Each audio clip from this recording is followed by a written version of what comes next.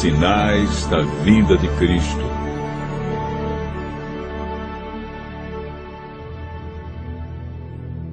Estando com os discípulos no Monte das Oliveiras, Jesus ouviu deles a seguinte pergunta: que sinal haverá da tua vinda e da consumação do século? O mestre, então, enumerou vários sinais indicadores do seu retorno à terra. Alguns sinais destes apresentados tiveram cumprimento inicialmente em Jerusalém e serviram como maquete ilustrativa dos acontecimentos do fim. Outros sinais, porém, estão se cumprindo agora, em nossos dias. Todos os dias lemos e ouvimos nos jornais, rádio e televisão inúmeros acontecimentos. São várias as tragédias: terremotos, chacinas, roubo, enganos, crianças abandonadas, doenças, fome, guerras. O que diz a Bíblia sobre esses acontecimentos?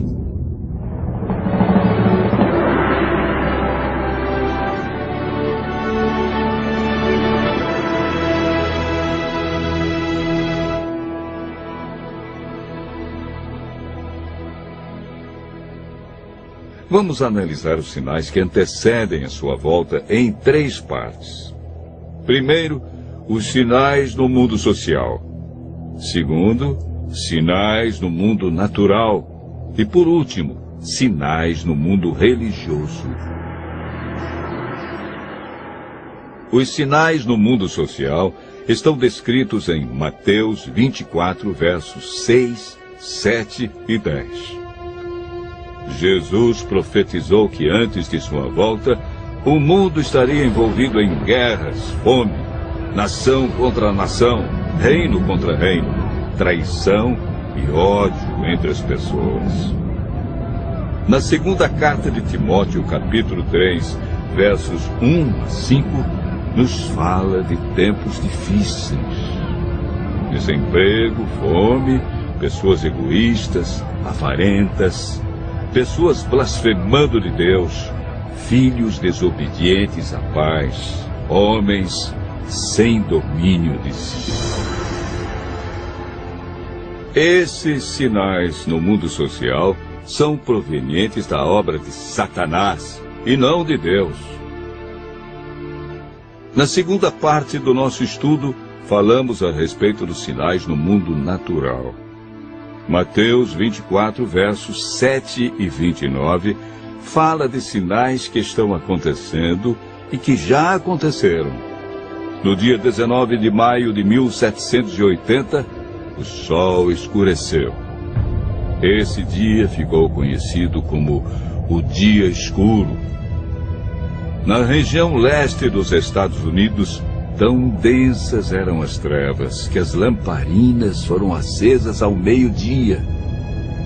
A lua, embora fosse cheia, negou-se a iluminar.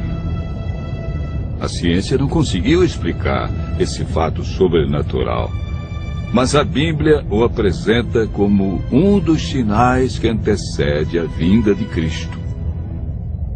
Em 13 de novembro de 1833, ocorreu uma deslumbrante queda de estrela jamais vista.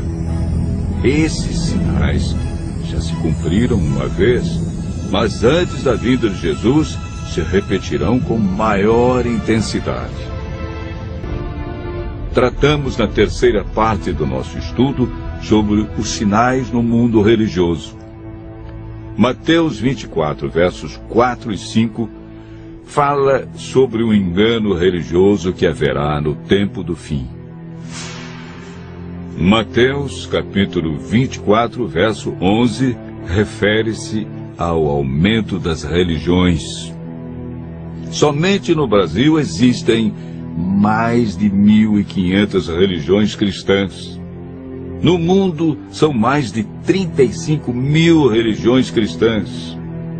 Jesus afirmou também que antes de sua vinda, os falsos cristos e falsos profetas operariam sinais e prodígios. Mas o que fazer diante de tantas religiões? O conselho de Jesus é claro. Ele diz: acautelai-vos para que ninguém vos engane, porque muitos virão em meu nome e enganarão a muitos. Segundo Pedro 2, versos 1 a 3, fala da atitude de líderes religiosos que são movidos pela ambição e acabam usando a religião, a Bíblia, milagres e o nome de Deus para explorar as pessoas que os procuram em busca de curas, sinais e prodígios. Outro sinal no mundo religioso é encontrado em Mateus 24, verso 14. Apresenta o sinal de Deus que indica que o fim realmente chegou. Esse sinal é a pregação do Evangelho do Reino em todo o mundo. O apóstolo Paulo nos fala em Gálatas, capítulo 1, verso 6, de um outro evangelho que parece ser bíblico, mas não é. Esse evangelho é o falso evangelho de Satanás, pois este sabe que pouco tempo lhe resta e está empenhado em difundir os seus terríveis enganos. O que devemos fazer para não sermos enganados diante de tantas religiões? Em 1 João, capítulo 4, verso 1, encontramos a resposta. A Bíblia nos orienta a provar se os espíritos provêm de Deus ou não, ou seja, comparar. Aquele que quiser fazer a vontade de Deus deve comparar a doutrina da Bíblia com aquilo que outros ensinam. Por que Deus manda provar? De acordo com Mateus 7, verso 15, o engano vem parecendo verdade. Vimos que os sinais preditos por Cristo estão todos se cumprindo, indicando que em breve todo o mal do universo terá seu fim. O que está faltando para Jesus voltar? Primeiro motivo: o Evangelho verdadeiro precisa ser levado a todo mundo.